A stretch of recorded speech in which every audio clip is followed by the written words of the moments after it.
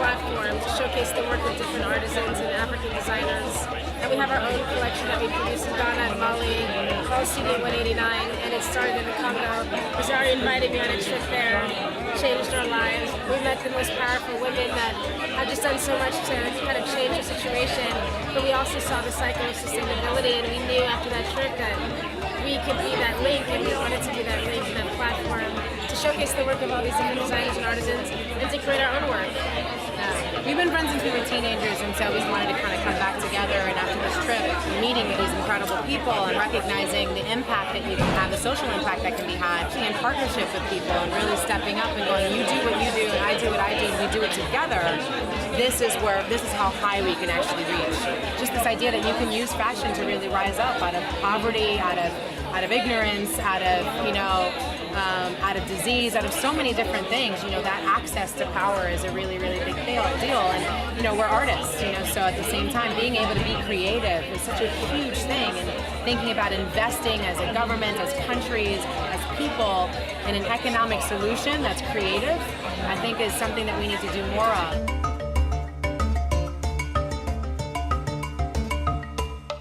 So much creativity, and there's so much interest, and there's so much passion and history, and just as there's hurdles doing stuff everywhere, I think the approach that we took is to do it, and we collaborate with other people that are doing it.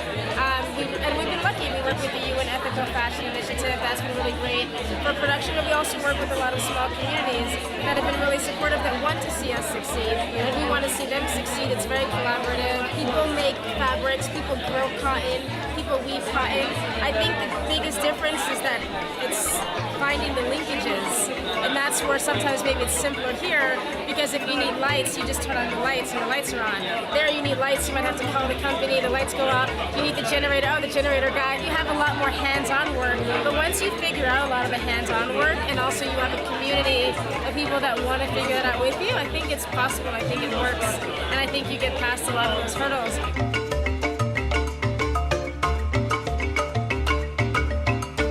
We do have our own collection, and we're doing that, but that's not our ultimate goal. It's really about being a collective and being able to rise together. And you by yourself might not be able to get that traction, but all of us together can really make an impact, and then all of us can rise at the same time. So it's about really understanding healthy competition, smart competition. You have something to film because so much is actually going on.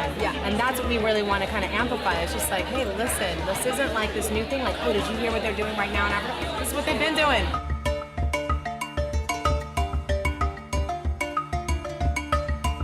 Sustainable fashion overall has had a lot of press recently, so it's great that people are talking about it a lot more, especially from big retail stores down to small cooperatives. I know for particularly a lot of Africans that this is something that is part of their heritage and culture, but it's great now that we can see it, we can see this dialogue kind of changing, and we're trying to find different ways to kind of improve the supply chain within fashion and get more people wearing made in Africa products. It is very challenging because obviously every country has a slightly different process, but I think by working closely with the designers and being very transparent about the timescale that certain productions it's going to take, then we're able to communicate that a lot better with our customers. This journey between a retailer and a designer in the African context, it's a long-term journey. So for now it may be slightly challenging, but we're hoping as time goes on by it gets better and we can work in a better environment.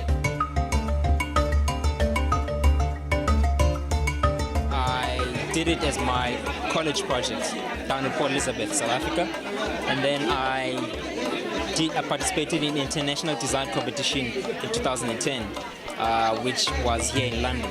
So I traveled all the way and did the finals here in London, and then I won the award. And then from there, I got an opportunity to be given a startup funding capital to start a business. The reason why I specialize in knitwear is because I grew up making jumpers.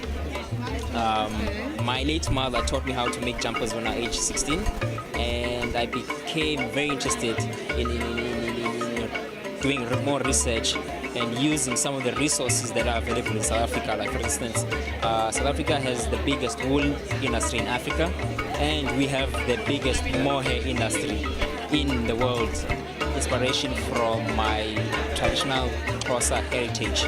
So the patterns that I use in my knitwear are patterns which I pick up from traditional Xhosa beadwork, and then I modify them into modern patterns that I think that would attract young youth that are influenced by international brands like Burberry and Puce. So I try to create that appeal that would be relevant for the future.